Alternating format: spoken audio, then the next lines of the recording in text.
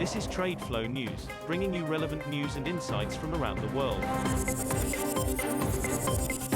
TradeFlow News, enabling trade for SMEs and economies worldwide. These are some of the key topics that we will be looking into in today's program.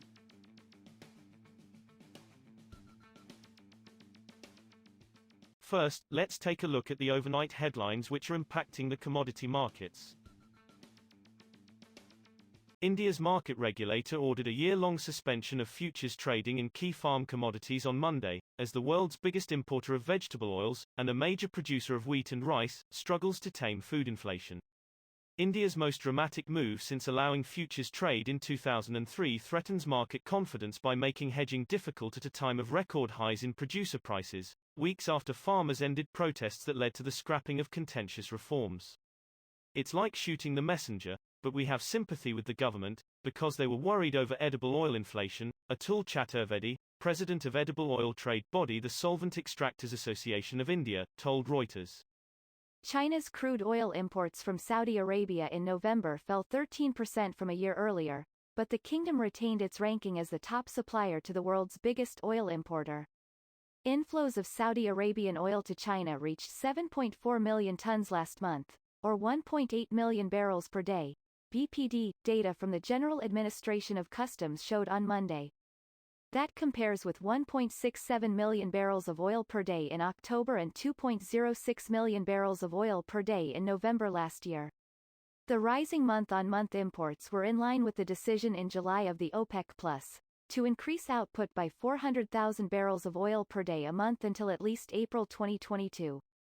Moving on to the top news in the energy sector. European natural gas prices jumped more than 8% on Monday, nearing an all-time high, with Russian deliveries to Germany through the Yamal Europe pipeline at very low levels.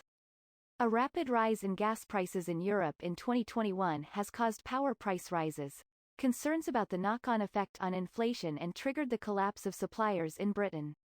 The Dutch front-month gas contract was at 146.00 euros per megawatt-hour, having earlier touched 146.73 euros and with the all-time high record of 155 euros set in October in sight. Oil prices slumped by about $3 on Monday as surging cases of the Omicron coronavirus variant in Europe and the United States stoked investor worries that new mobility restrictions to combat its spread could hit fuel demand. Brent crude futures fell by $3.16, or 4.3%, to $70.36 a barrel by 15:06 GMT, while U.S. West Texas Intermediate, WTI, crude futures were down $3.47, or 4.9%, at $67.39. Oil prices are getting pummeled again as sentiment turns south and countries ponder deepening restrictions and lockdowns, said Craig Earlham, senior market analyst at Oanda.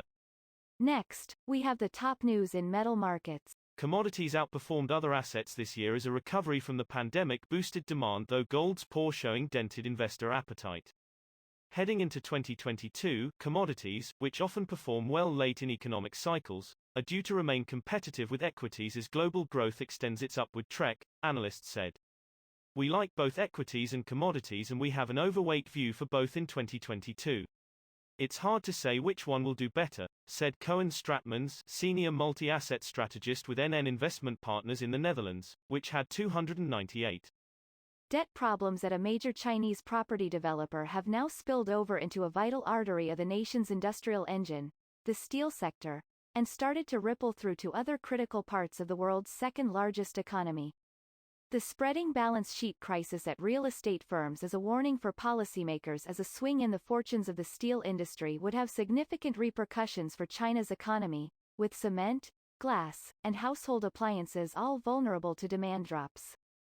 Already, steel prices are down from their record highs seen earlier this year due to easing demand from construction activities, which account for over half of the metal's consumption, while steelmakers' share prices have also been hurt. We will now look at the top news in the agricultural sector.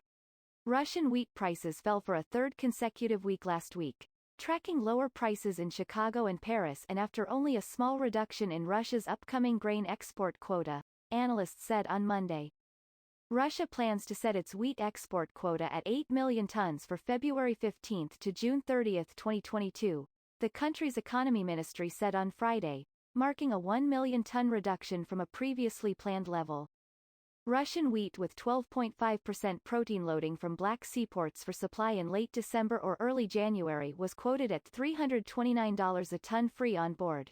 FOB. At the end of last week, down $5 from the previous week, the IKAR consultancy said. That is all for today's news on commodity markets. Stay tuned to TradeFlow News as we continue to provide you with more updates. We also invite you to follow us on Twitter at TradeFlow News, which allows you to watch our program on your mobile device or desktop to receive information from there.